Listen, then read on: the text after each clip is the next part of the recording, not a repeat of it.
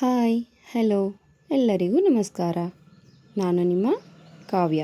ಅಭಿವ್ಯಕ್ತಿ ಕಥಾಲೋಕಕ್ಕೆ ಸ್ವಾಗತ. ಶರದೃತು ಕಥೆಯ 17ನೇ ಅಧ್ಯಾಯವನ್ನು ಶುರು ಮಾಡೋಣ. ಸರಿ ಹೇಳ್ತೀನಿ ಅಂದು ಹೇಳೋದಕ್ಕೆ ಶುರು ಮಾಡಿದ. ನಾನು ಋತು ಇಬ್ಬರೂ ಒಂದೇ ಕಾಲೇಜ್, ಒಂದೇ ಕ್ಲಾಸ್. ಅವಳಿಗೆ ಅಪ್ಪ ಅಮ್ಮ ಯಾರೂ ಇರಲಿಲ್ಲ. ಅವಳು ಚಿಕ್ಕ ವಯಸ್ಸಿನಿಂದ ಒಂದು ಅನಾಥಾಶ್ರಮದಲ್ಲಿ ಬೆಳೆದವಳು. ಹೆಚ್ಚಿನ ವಿದ್ಯಾಭ್ಯಾಸಕ್ಕೆ ಅಂತ ಬೆಂಗಳೂರಿಗೆ ಬಂದಿದ್ಲು. ಪಿ ಜಿಲಿ ಇದ್ಕೊಂಡು ಪಾರ್ಟ್ ಟೈಮ್ ಜಾಬ್ ಮಾಡ್ತಾ ತನ್ನ ಖರ್ಚನ್ನು ತಾನೇ ಮ್ಯಾನೇಜ್ ಮಾಡ್ಕೊತಾ ಇದ್ಲು ಎಂದು ಹಿಂದಿನ ನೆನಪಿಗೆ ಜಾರಿದ. ಹೇ ಶರದ್, ಕೆಳಗೆ ಬಾ ಮಗ. ಲೋ ಮಗ, ನನ್ನ ಮಾತು ಕೇಳೋ. ಅವಳಿಲ್ಲ ಅಂದರೆ ಇನ್ನೊಬ್ಳು ಕಣೋ. ಪ್ಲೀಸ್ ಮಗ, ದುಡುಕಿ ತಪ್ಪು ನಿರ್ಧಾರ ತಗೋಬೇಡ. ಅವಳಿಗೋಸ್ಕರ ನಿನ್ನ ಜೀವನೇ ಕಳ್ಕೊಳಕ್ಕೆ ಹೋಗ್ತಿದ್ಯಲ್ಲ. ನಿಂಗೆ ನಿಜವಾಗ್ಲೂ ತಲೆ ಕೆಟ್ಟಿದೆ ಮಗ. ಹೌದು ಕಣೋ, ನಂಗೆ ತಲೆ ಕೆಟ್ಟಿದೆ. ಅವಳು ನಂಗೆ ಸಿಗಲ್ಲ ಅಂದಮೇಲೆ ನಾನು ಯಾರಿಗಾಗಿ ಬದುಕಿರಲಿ ಹೇಳು? ಮಗ ನೀನೇ ಹೇಳೋ, ನಂಗೇನು ಕಮ್ಮಿ ಆಗಿದೆ? ನೋಡೋದಕ್ಕೆ ಚೆನ್ನಾಗಿಲ್ವಾ? ಆಸ್ತಿ ಅಂತಸ್ತು ವಿದ್ಯೆ ಎಲ್ಲ ಇದೆ ತಾನೇ? ಮತ್ತು ಯಾಕೆ ನನ್ನ ಒಪ್ಪಿಕೊಳ್ತಿಲ್ಲ? ಅದಕ್ಕೆ ನಾನು ಈ ನಿರ್ಧಾರಕ್ಕೆ ಬಂದಿದ್ದು. ಲೋ ಮಗ, ಪ್ಲೀಸ್ ನಿನ್ನ ನಿರ್ಧಾರದಿಂದ ಹಿಂದೆ ಸರಿ. ಬೇಕಿದ್ರೆ ಇನ್ನೊಂದು ಸಲ ಅವಳ ಜೊತೆ ಮಾತಾಡೋಣ. ಸುಧಾ, ಈಗೇನೋ ಮಾಡೋದು? ಇವನು ನಮ್ಮ ಮಾತೇ ಕೇಳ್ತಿಲ್ಲ. ಕಿರಣ್, ನೋಡು, ನೀನು ಅವನ್ನ ಮಾತಲ್ಲಿ ಬ್ಯುಸಿ ಆಗಿರೋ ಹಾಗೆ ಮಾಡು. ನಾನು ಹೋಗಿ ಋತು ಎಲ್ಲಿದ್ದಾಳೆ ಅಂತ ನೋಡಿ ಕರ್ಕೊಂಡು ಬರ್ತೀನಿ ಎಂದ ಸುಧಾ. ಸರಿ ಸುಧಾ, ಹಾಗೆ ಮಾಡು. ಆದಷ್ಟು ಬೇಗ ಬಾರೋ ಎಂದ ಕಿರಣ್. ಸರಿ ಕಣೋ ಅಂದು ಸುಧಾಕರ್ ಋತುನ ಹುಡುಕಿಕೊಂಡು ಹೊರಟ. ಋತು, ನೀನು ಇಲ್ಲಿದೆಯಾ? ನಾನು ನಿನ್ನ ಇಡೀ ಕಾಲೇಜೆಲ್ಲ ಹುಡುಕ್ದೆ. ಯಾಕೆ ನಿಕ್ಕಿ, ನಿಂಗೆ ಗೊತ್ತಿಲ್ವಾ? ಕಾಲೇಜಲ್ಲಿ ಇಲ್ಲ ಅಂದರೆ ಲೈಬ್ರರಿಲಿ ಇರ್ತೀನಿ ಅಂತ ಎಂದಳು ಋತು. ಅದು ನನಗೂ ಗೊತ್ತು, ಆದರೆ ನಿನ್ನೆ ನೀನು ಏನು ಹೇಳಿದ್ದೆ? ನಾಳೆ ನಾನು ಕಾಲೇಜ್ಗೆ ಬರಲ್ಲ ಅಂತ ತಾನೇ ಎಂದಳು ನಿಕ್ಕಿ. ಹೌದು ಹೇಳಿದ್ದೆ, ಆದರೆ ಆಶಾ ಆಂಟಿ ಹೇಳಿದರು ಫಂಕ್ಷನ್ ನಾಡಿದ್ದು ಇಟ್ಕೊಂಡಿದ್ದಾರಂತೆ. ಇವತ್ತು ಬರಬೇಕಾಗಿದ್ದ ಚೀಫ್ ಗೆಸ್ಟ್ ಅವರಿಗೆ ಅರ್ಜೆಂಟಾಗಿ ಏನೋ ಕೆಲಸ ಬಂದಿದ್ದರಿಂದ ಅವರು ನಾಡಿದ್ದು ಇಟ್ಕೊಳ್ಳಿ ಅಂತ ಹೇಳಿದ್ರಂತೆ. ಅದಕ್ಕೆ ಆಶಾ ಆಂಟಿ ಬೆಳಗ್ಗೆನೇ ಕಾಲ್ ಮಾಡಿ ಹೇಳಿದರು. ಅದಕ್ಕೆ ಇವತ್ತು ಕಾಲೇಜ್ ಯಾಕೆ ಬಂಕ್ ಮಾಡೋದು ಅಂತ ಬಂದ್ಬಿಟ್ಟೆ. ಹೌದು, ನಾನು ಕಾಲೇಜ್ಗೆ ಬಂದಿರೋ ವಿಷಯ ನಿಮಗೆ ಹೇಗೆ ಗೊತ್ತಾಯಿತು ಎಂದಳು ಋತು. ಅದಾ, ಸೆಕ್ಯೂರಿಟಿ ಅಂಕಲ್ ಹೇಳಿದರು. ಇಡೀ ಕಾಲೇಜ್ ಸುತ್ತಿ ಬಂದೆ, ಆದರೆ ಮೇಡಮ್ ಅವರು ಇಲ್ಲಿದ್ದಾರೆ ಎಂದಳು ನಿಕ್ಕಿ. ಅಷ್ಟರಲ್ಲಿ ಋತು ಋತು ಎಂದು ಕೂಗುತ್ತಾ ಏದುಸಿರು ಬಿಡುತ್ತಾ ಓಡೋಡಿ ಬಂದ ಸುಧಾಕರ್. ಸುಧಾಕರ್, ಯಾಕೆ ಹೀಗೆ ಓಡಿ ಬರ್ತಿದ್ಯಾ? ರಿಲ್ಯಾಕ್ಸ್, ಸ್ವಲ್ಪ ಸುಧಾರಿಸ್ಕೊ. ತಗೋ ನೀರು ಕುಡಿ ಎಂದು ಋತು ತನ್ನ ಬ್ಯಾಗ್ನಲ್ಲಿದ್ದ ನೀರಿನ ಬಾಟಲ್ ತೆಗೆದು ಅವನ ಮುಂದೆ ಹಿಡಿದಳು. ಋತು ಅಲ್ಲ, ಅಲ್ಲಿ ಶರದ್ ಎಂದ ಸುಧಾಕರ್. ಮೊದಲು ನೀನು ನೀರು ಕುಡಿ ಎಂದಳು ಋತು. ನಂಗೆ ನೀರು ಬೇಡ, ಮೊದಲು ನೀನು ನನ್ನ ಜೊತೆ ಬಾ ಎಂದು ಅವಸರಿಸಿದ ಸುಧಾಕರ್. ಹೇ ಸುಧಾಕರ್, ಬಾ ಅಂದರೆ ಎಲ್ಲಿಗೆ? ಯಾಕೆ ಬರಬೇಕು? ಮೊದಲು ಅದನ್ನು ಹೇಳು ಎಂದಳು ನಿಕ್ಕಿ. ಅದನ್ನು ನಿಂಗೆ ಹೇಳೋ ಅವಶ್ಯಕತೆ ನನಗಿಲ್ಲ ಎಂದ ಸುಧಾಕರ್. ಋತು ಪ್ಲೀಸ್, ಟೈಮ್ ವೇಸ್ಟ್ ಮಾಡಬೇಡ ಪ್ಲೀಸ್, ನಿಂಗೆ ಕೈ ಮುಗಿತೀನಿ, ನನ್ನ ಜೊತೆ ಬಾ, ಆಗ ನಿಂಗೆ ಎಲ್ಲ ಅರ್ಥ ಆಗುತ್ತೆ ಎಂದ. ಋತು ವಿಷಯ ಏನು ಅಂತ ಹೇಳೋವರೆಗೂ ನೀನು ಹೋಗಬೇಡ ಕಣೆ ಎಂದ ನಿಕ್ಕಿ. ಓಕೆ ಫೈನ್, ಹೇಳ್ತೀನಿ. ನೀನು ಶರತ್ ಪ್ರೀತಿನ ಒಪ್ಕೊಳ್ತಿಲ್ಲ ಅಂತ ಅವನು ಟೆರೆಸ್ ಮೇಲೆ ನಿಂತು ಅಲ್ಲಿಂದ ಬಿದ್ದು ಸಾಯ್ತೀನಿ ಅಂತ ಹೇಳ್ತಿದ್ದಾನೆ ಎಂದ ಸುಧಾಕರ್. ವಾಟ್? ಏನು ಹೇಳ್ತಿದ್ಯಾ ನೀನು ಅಂದಳು ಆತಂಕದಿಂದ. ಶರತ್ ಟೆರೆಸ್ ಮೇಲಿಂದ ಬಿದ್ದು ಸಾಯ್ತೀನಿ ಅಂತ ಹೇಳ್ತಿದ್ದಾನಾ? ಹೌದು ಋತು, ಪ್ಲೀಸ್ ನೀನು ಬಂದು ನನ್ನ ಫ್ರೆಂಡ್ನ ಕಾಪಾಡು ಪ್ಲೀಸ್, ನಿಂಗೆ ಕೈ ಮುಗಿದು ಬೇಡ್ಕೊಳ್ತೀನಿ. ಅವನು ನಿನ್ನ ತನ್ನ ಪ್ರಾಣಕ್ಕಿಂತ ಹೆಚ್ಚಾಗಿ ಪ್ರೀತಿಸ್ತಾನೆ. ಈಗ ಅವನ ಜೀವ ನಿನ್ನ ಕೈಯಲ್ಲಿದೆ. ನೀನು ಒಂದೇ ಒಂದು ಸಾರಿ ಅವನ ಪ್ರೀತಿನ ಒಪ್ಕೊ ಪ್ಲೀಸ್ ಋತು, ನನ್ನ ಗೆಳೆಯನ ಜೀವ ಉಳಿಸು ಎಂದ ಸುಧಾಕರ್. ಸರಿ ಬರ್ತೀನಿ ಅಂದು ಸುಧಾಕರ್ ಜೊತೆ ಓಡುವ ನಡಿಗೆಯಲ್ಲಿ ಕಾಲೇಜ್ ಕ್ಯಾಂಪಸ್ ಹತ್ತಿರ ಹೋದಳು. ಋತುಗೆ ವಿಷಯ ಕೇಳಿ ಭಯ ಆಗಿತ್ತು. ಭಯಕ್ಕೆ ಕೈಕಾಲೆಲ್ಲ ನಡುಗುತ್ತಿದ್ದವು. ಮುಖ ಬೆವರಿನಿಂದ ತೊಯ್ದು ಹೋಗಿತ್ತು. ಕಿರಣ್ ಪಕ್ಕ ನಿಂತಿದ್ದ. ಅವನ ಫ್ರೆಂಡ್ ಪುನೀತ್ ದೂರದಲ್ಲಿ ಓಡುತ್ತಾ ಬರುತ್ತಿರುವ ಋತುನ ನೋಡಿ, ಕಿರಣ್, ಋತು ಬರ್ತಿದ್ದಾಳೆ, ಸುಧಾ ಕರ್ಕೊಂಡು ಬರ್ತಿದ್ದಾನೆ ಎಂದ. ಲೋ ಮಗ, ಋತು ಬರ್ತಿದ್ದಾಳಂತೆ ಕಣೋ, ಪ್ಲೀಸ್ ನಿಂದಮ್ಮಯ್ಯ ಅಂತೀನಿ ಕಣೋ, ಈಗಲಾದರೂ ಕೆಳಗೆ ಬಾರೋ ಎಂದ ಕಿರಣ್. ಹೌದು ಮಗ, ಸುಧಾ ಹೋಗಿದ ಕರ್ಕೊಂಡು ಬರೋದಕ್ಕೆ. ಪ್ಲೀಸ್ ಮಗ, ಕೆಳಗೆ ಬಾ ಅಂದ ಪುನೀತ್. ಅವಳು ಬಂದರೆ ಏನು ಪ್ರಯೋಜನ? ಅವಳು ನನ್ನ ಪ್ರೀತಿನ ಒಪ್ಕೋಬೇಕಲ್ಲ. ಅವಳು ನನ್ನ ಪ್ರೀತಿನ ಒಪ್ಕೊಳ್ಳೋವರೆಗೂ ನಾನಂತೂ ಕೆಳಗಿಳಿದು ಬರೋದಿಲ್ಲ ಎಂದ ಶರದ್ ಹಠ ಹಿಡಿದು. ಅಷ್ಟರಲ್ಲಿ ಸಮೀಪ ಬಂದ ಋತುನ ನೋಡಿ, ಬಂದ್ಯಾ? ಪ್ಲೀಸ್ ನೀನಾದರೂ ಹೇಳು ಋತು ಅವನಿಗೆ ಕೆಳಗಿಳಿದು ಬರೋಕ್ಕೆ ಎಂದ ಪುನೀತ್. ಲೋ ಮಗ, ಋತು ನಿನ್ನ ಪ್ರೀತಿನ ಆಕ್ಸೆಪ್ಟ್ ಮಾಡ್ತಾಳೆ ಕಣೋ, ಈಗಲಾದರೂ ಇಳಿದು ಬಾರೋ ಅಂದ ಸುಧಾಕರ್. ಶರದ್, ಏನಿದು ನಿನ್ನ ಹುಚ್ಚಾಟ? ಪ್ಲೀಸ್ ಕೆಳಗೆ ಬಾ, ಹೇಡಿ ಥರ ಸಾಯೋದಕ್ಕೆ ಹೋಗಿದೀಯಾ ಅಂದಳು ಋತು. ಋತು, ನೀನು ಏನು ಬೇಕಾದರೂ ಅಂದ್ಕೋ, ಐ ಡೋಂಟ್ ಮೈಂಡ್. ನೀನು ನನ್ನ ಪ್ರೀತಿನ ಒಪ್ಕೊಳ್ಳೋವರೆಗೂ ನಾನು ಬರೋದಿಲ್ಲ. ಒಂದು ವೇಳೆ ನೀನು ನನ್ನ ಪ್ರೀತಿನ ಒಪ್ಕೊಳ್ದೆ ಹೋದರೆ ನಾನು ಇಲ್ಲಿಂದ ಹಾರಿ ಪ್ರಾಣ ಬಿಡ್ತೀನಿ ಅಂದು ಒಂದು ಕಾಲ್ನ ಟೆರಸ್ನಿಂದ ಹೊರಗೆ ಇಡೋ ಥರ ಮಾಡಿದ. ಋತು ಗಾಬರಿ ಮತ್ತು ಭಯದಿಂದ, ಆಯಿತು, ನಿನ್ನ ಪ್ರೀತಿನ ನಾನು ಒಪ್ಕೋತೀನಿ, ಪ್ಲೀಸ್ ಕೆಳಗಿಳಿದು ಬಾ. ಪ್ಲೀಸ್ ಶರದ್, ಹುಚ್ಚುಚ್ಚಾಗಿ ಏನೇನೋ ನಿರ್ಧಾರ ತಗೋಬೇಡ ಎಂದಳು. ನೀನು ನಿಜವಾಗ್ಲೂ ನನ್ನ ಪ್ರೀತಿನ ಒಪ್ಕೊಂಡಿದೀಯಾ ಅಂದ ಅನುಮಾನದಿಂದ. ನಾನು ನಿಜಾನೇ ಹೇಳ್ತಿದ್ದೀನಿ ಶರದ್, ನಿನ್ನ ಪ್ರೀತಿನ ಆಕ್ಸೆಪ್ಟ್ ಮಾಡಿದ್ದೀನಿ ಎಂದಳು ಋತು. ಹಾಗಿದ್ರೆ ಒಂದೇ ಒಂದು ಸಾರಿ ಐ ಲವ್ ಯು ಅಂತ ಜೋರಾಗಿ ಹೇಳು ಎಂದ ಶರದ್. ಶರದ್, ನಿನ್ನ ಪ್ರೀತಿನ ಒಪ್ಕೊಂಡಿದ್ದೀನಿ ಅಂದಮೇಲೂ ನಿನಗೆ ನನ್ನ ಮೇಲೆ ನಂಬಿಕೆ ಇಲ್ವಾ? ಪ್ಲೀಸ್ ಶರದ್, ನಿನ್ನ ಕೈ ಮುಗಿತೀನಿ, ಈ ಹುಡುಗಾಟ ಎಲ್ಲ ಬಿಟ್ಟು ಕೆಳಗಿಳಿದು ಬಾ ಎಂದಳು ಋತು. ಇಲ್ಲ, ಈ ರೀತಿ ಹೇಳಿದರೆ ನಾನು ನಂಬಲ್ಲ. ಐ ಲವ್ ಯು ಅಂತ ಹೇಳು, ಆಗ ನಂಬ್ತೀನಿ ಎಂದ ಶರದ್. ಋತು, ಹೇಳಿಬಿಡೆ, ಇಲ್ಲಾಂದರೆ ಅವನು ಹೇಳ್ದಾಗೆ ಮಾಡಿದರೂ ಮಾಡ್ತಾನೆ ಅಂದಳು ನಿಕ್ಕಿ. ಹೌದು ಋತು, ಶರದ್ ಹಠ ಎಂಥದ್ದು ಅಂತ ನಿಂಗೂ ಗೊತ್ತು. ಜಸ್ಟ್ ಐ ಲವ್ ಯು ಅನ್ನೋ 3 ಪದ ತಾನೇ, ಹೇಳಿಬಿಡು ಅಂದಳು ಸುಮ. ಪ್ಲೀಸ್ ಋತು, ಐ ಲವ್ ಯು ಅಂತ ಹೇಳಿ ನನ್ನ ಗೆಳೆಯನ ಜೀವ ಉಳಿಸು ಅಂತ ಶರದ್ ಗೆಳೆಯರು ಸುಧಾಕರ್, ಕಿರಣ್ ಮತ್ತು ಪುನೀತ್ ಹೇಳಿದರು. ಸರಿ ಹೇಳ್ತೀನಿ, ಆಗ್ಲಾದರೂ ಕೆಳಗಿಳಿದು ಬರ್ತೀಯ ತಾನೇ ಅಂದಳು ಋತು ಶರದ್ನ ನೋಡುತ್ತಾ.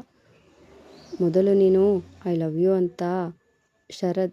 ಯು ಶರದ್ ಅಂತ ಜೋರಾಗಿ ಹೇಳು, ಆಗ ಖಂಡಿತ ಬರ್ತೀನಿ ಎಂದ.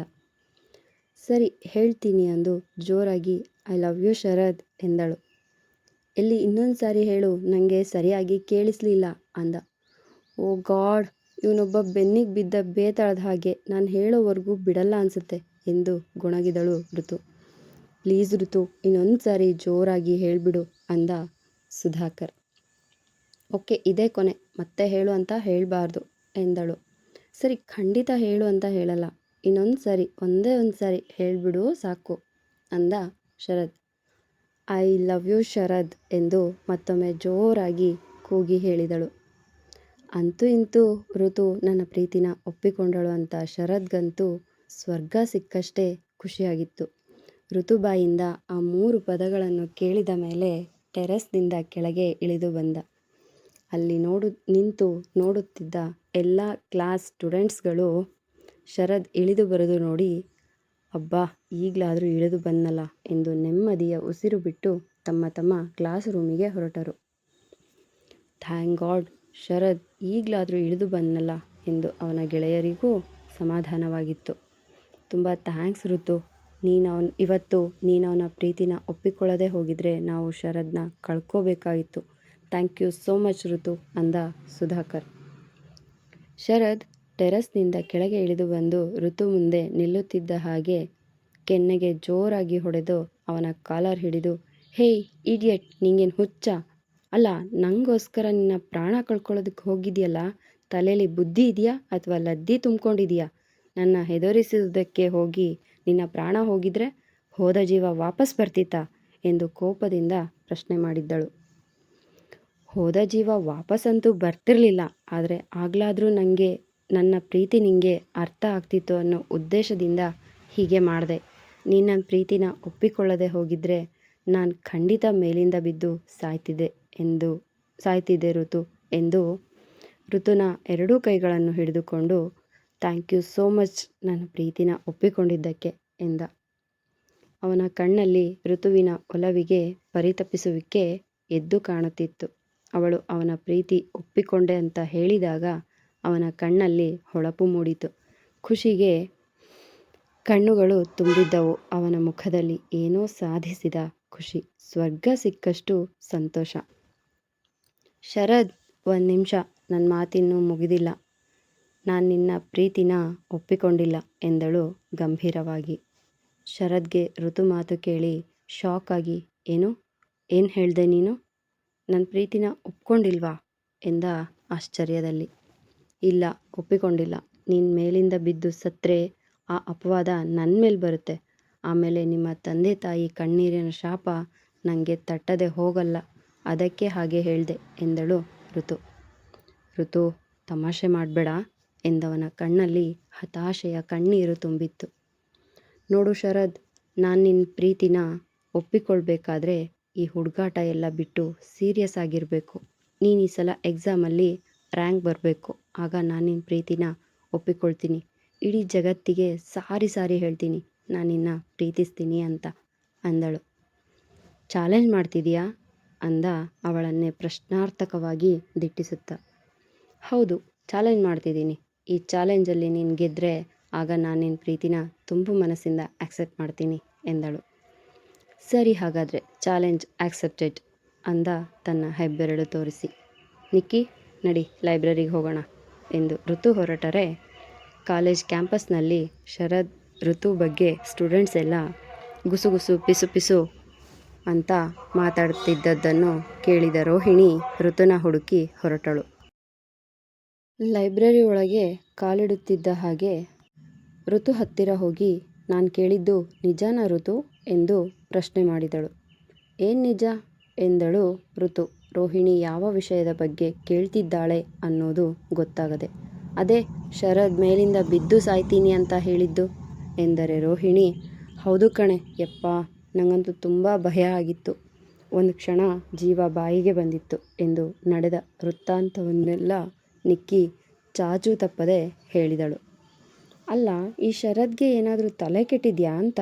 ನೀನು ಅವನನ್ನು ಪ್ರೀತಿ ಮಾಡಲ್ಲ ಅಂತ ಬಾಯಿ ಬಿಟ್ಟು ಹೇಳಿದ ಮೇಲೂ ಯಾಕಿಂತ ಹಠ ಎಂದಳು ರೋಹಿಣಿ. ಅವನ ಹಠ ಈಗಿಂದ ಅಲ್ಲ, ನಾನು ಈ ಕಾಲೇಜ್ಗೆ ಸೇರ್ಕೊಂಡಾಗಿಂದ ಇದೆ. ನನಗಿದು ಹೊಸದೂ ಅಲ್ಲ ಎಂದಳು ಋತು. ಅದ್ಬಿಡು ರೋಹಿಣಿ, ನೀನೇನು ಇವತ್ತು ಇಷ್ಟು ಲೇಟಾಗಿ ಬಂದಿದೀಯಾ ಎಂದಳು ನಿಕ್ಕಿ.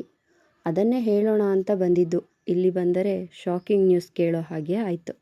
ವಿಷಯ ಏನು ಅಂದರೆ, ಇವತ್ತು ನನ್ನ ಬರ್ತ್ಡೇ ಇದೆ. ಹಾಗಾಗಿ ನಾನೊಂದು ಚಿಕ್ಕ ಪಾರ್ಟಿ ಅರೇಂಜ್ ಮಾಡಿದ್ದೀನಿ.